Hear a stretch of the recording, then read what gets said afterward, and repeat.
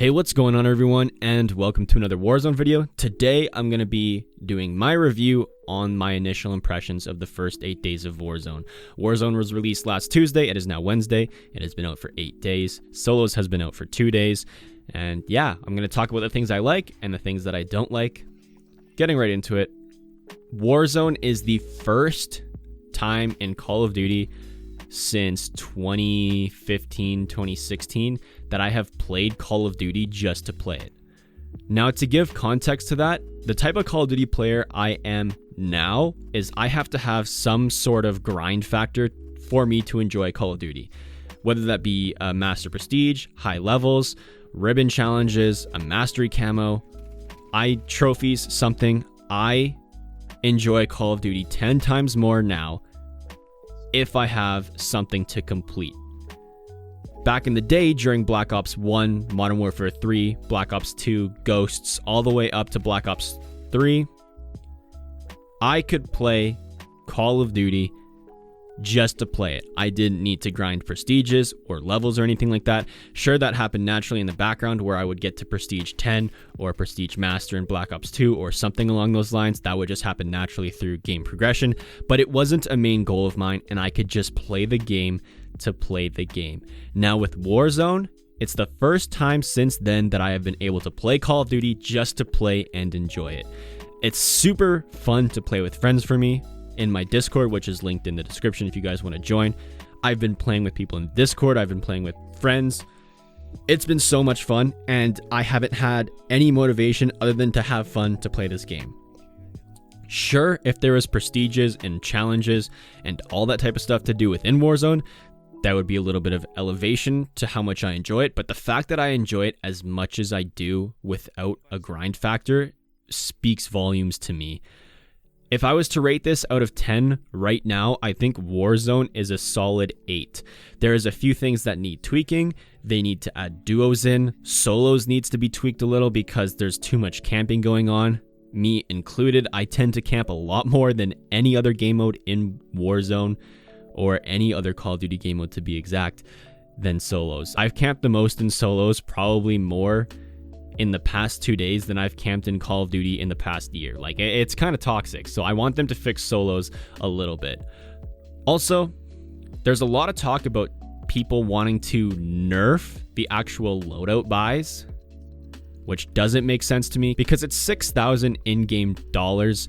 So, I mean, you're going to be looting for a while, but if you group together with your team and squad and work together, that 6,000 is pretty quick to get. However, the reason I think they won't change it that much, in my opinion, is the people that actually own Modern Warfare are going to have those custom classes and all that type of stuff already in the game. And those new people playing free to play, their custom loadouts are going to have weak perks, weak guns with no attachments. So it's kind of pay to win in a sense for loadout drops, not just because you're spending $6,000 that you loot in game to buy it, but if you actually own the full Modern Warfare game, you can use those classes and custom loadouts from multiplayer in Warzone. And those people that have the free-to-play version, they can't go into multiplayer, grind weapons, and then ship them over to Warzone. They can only do weapon progression in Warzone, which might be used as a marketing tactic. So those free-to-play players want to buy the full game just to level up their weapons, or just to get more of a campaign experience or multiplayer experience, so on and so forth. I don't really want to go into it too much, but I don't think it needs to be nerfed as heavily as usual. I do like the idea, however, of keeping a personal loadout drop at $6,000 and making a team loadout drop something around like $10,000, where if your whole team gets 10K, then everyone can buy something from that loadout drop or take a loadout from that loadout drop. And the solo loadout drop, which is 6K, is just only the person that buys it can access it. I like that idea. I think it's going to be very hard to tweak that idea and balance it so all players enjoy it. Because personally, for me, I love how the loadout system is in the game right now, and I don't want to see change to it, but I am willing to see change to it if they do it properly, and I would be fine with adjusting how I play. Because usually the strategy I do is I go in game, capture a bunch of flags, get a bunch of money right off the bat, and I'm set for the end game within the first 5 minutes of the game with me and my team, with good communication, all that type of stuff. Also, I think that solos needs to be tweaked in the sense that self-revives need to happen quicker. So I mentioned this in my last video on how to win in solos, but a lot of the times when I go down in solos, even if I have a self-revive, I'm not getting the opportunity to use it because it takes so long to use, which makes sense for squads and duos and stuff like that, because you're simulating a normal revive where a teammate would be reviving you.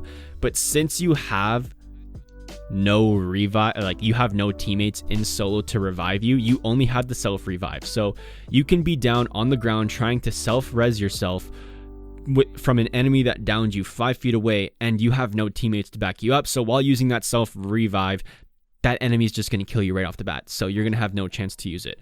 A way to tweak this that I think would work is either make the self-revive time half of what it usually was, so you can revive yourself quicker, or you keep the revive time, but give the downed player in solos the starting pistol in one hand and the revive in the other. That way you can give yourself some suppressive fire. You can shoot the enemy, maybe downing him in the process, or just keeping him away long enough to revive yourself. This gives downed players in solos a fair chance to revive themselves, as well as also killing the enemy team or enemy player. This would change how self-revives works in solo, because not only do you have a better chance to revive yourself, a lot of the players that end up downing people with self-revives will be a little hesitant to go push them to finish them off. Because if you down them and you're low health from that gunfight, you are less likely to push them because you know they have a pistol and can kill you. You'll hang back and they might get the revive. Or, obviously, the really aggressive players will jump in there and finish anyway. And I'm not saying the second you go down, you pull out the pistol right away. Maybe you down and then like half a second later, then you pull out the pistol and then you can start self-rezzing. I just think it needs to be balanced a little bit more in solos, because unless you're getting sniped at from a super long distance or die in a car crash or your car blows up or something along those lines, you have no chance to revive yourself. And that's my biggest issue within Battle Royale right now, because solos get so frustrating for me, because I try and do different tactics and different strategies, and then I always end up going down, and I try to use my self-revive, but I can never use it in time. I think unless I'm killed at long range or get lucky and the enemy just downs me and then gets pushed or third-partied, the only time or the closest I think I've been to self-reviving myself is maybe a half or 3/4. Like, I've never been just there and then died. I always die either at the early stages of the self-revive or around halfway through. But the rest of the game, other than those small issues for me, is great. I'm having so much fun playing it just to play it. I haven't streamed it yet, surprisingly, but I've been making tons of videos. I've been playing with friends. Basically, whenever I'm not doing my schoolwork at home because of the quarantine and all that kind of crap, I'm playing Warzone. I don't even want to play another game. I played a little bit of Beat Saber last night just because I was bored of games and the Blizzard servers were being DDoS, so you couldn't even play Warzone if you wanted to. But I've only been playing Warzone. I honestly think for the rest of the year for Modern Warfare, most of my time will be spent in Warzone. Sure, I will spend some time in multiplayer when new DLC weapons come out and when new season starts so I can do ribbon challenges, but I'm probably going to play Warzone mainly to level up faster there, because you level up 10 times faster in Warzone than you do in multiplayer. So you can unlock those ribbon challenges faster by leveling up in Warzone and then go to multiplayer to finish them. So that's probably what I'm going to do. But I love it. It's the best thing about Modern Warfare right now, in my opinion. Keep in mind, when I said my opinion, that is my subjective opinion, my thoughts. It may differ from yours. It's very controversial. Warzone is the best battle royale, in my opinion. I'm just gonna throw that out there. I like it more than Apex. I like it more than Blackout. I like it way more than Fortnite. I think Fortnite during seasons 2, 3, and 4, very strong competition with Warzone, In some areas, I think Fortnite in those early seasons could overthrow Warzone just because the solos there were a little bit more polished, but that's just a personal preference of gameplay type thing. But overall, Warzone is the most fun I've had on a battle royale to date. And I wanted to wait a week or so to make this video so I could process that opinion and kind of get out of the honeymoon phase with Warzone so my opinion wasn't skewed. I put a lot of thought into making the decision that Warzone is my favorite battle royale. It feels like Call of Duty, but it also feels like a little bit different from Call of Duty. It has that really good balance where it's like, it's a battle royale game that feels like Call of Duty. And I know I said Blackout has the exact same feel, but this one feels more like Call of Duty in a sense. I don't know how to articulate that in a way to express my full feeling on that, but it really feels like Call of Duty and it's really enjoyable.